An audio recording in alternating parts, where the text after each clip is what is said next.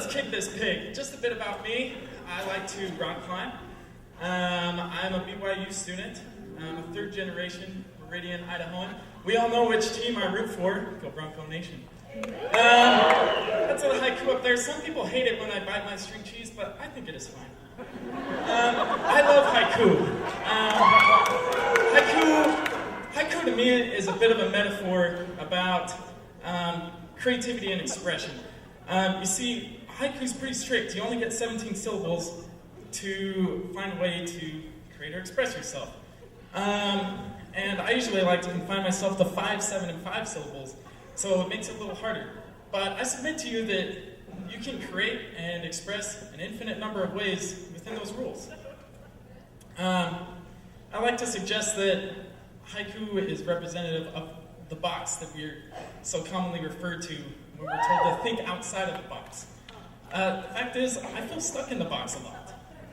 And it's hard to get out. But still within this box of haiku, I can express myself pretty well.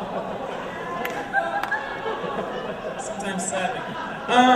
There are other metaphors similar to this. I was thinking about the desert the other day. And, a lot of life doesn't like the rules of the desert. It's harsh, there's no water, the soil is poor. But there is some life that somehow finds a way to strive and bloom, blossom. And it's beautiful. And it's working within these rules and confines.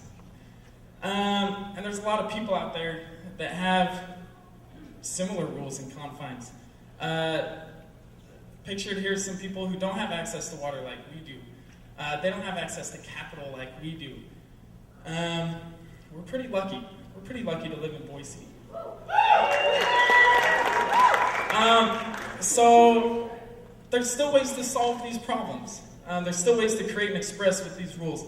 A group of students at my school got together. They said, we're going to create something less than $2,000 that'll fit in the back of a truck. We'll be able to put it together and take it apart in an hour, and it's going to get water for these people. And that's pretty cool. They really limited themselves, but they really outdid themselves. And I don't think that any other group of people could have done something quite like this. I think that, as Martha Graham said, there's a vitality, a life force, and an energy of quickening. It's translated through you, and because there's only one of you, this experience is unique. If you block the creativity that goes through only you, it's lost forever. This is a haiku I wrote. Someone paid $9 to charity for me to write that.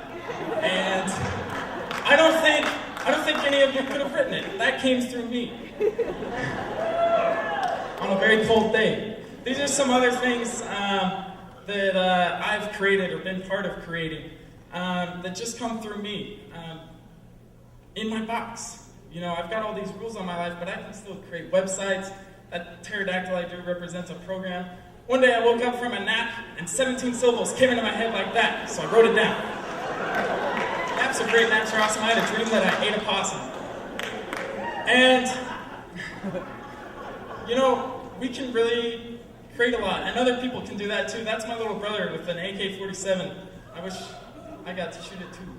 But that's a haiku. He's expressing about alcoholism. He's not an alcoholic. He wanted me to make sure you knew that. But this is what I want you to take away. Don't be like this guy. This guy hates his box. And this guy's not creating anything. He's not expressing anything worthwhile. I'd rather you be like this guy. He's having a good time in his box. We can all have a good time in our box. There's limitless potential, even though there's so many rules and social norms and confines that we see in our life. You can transform yourself. You can transform all the people around you. You can transform the world within your box. So I just want you to, think of life as a haiku. Think of your box as a haiku. Even though there's rules, don't think of it as limitations. Think of it as your creative space. And go out there. You've been ignited tonight. Go out there and create and express and have a great time. Thank you.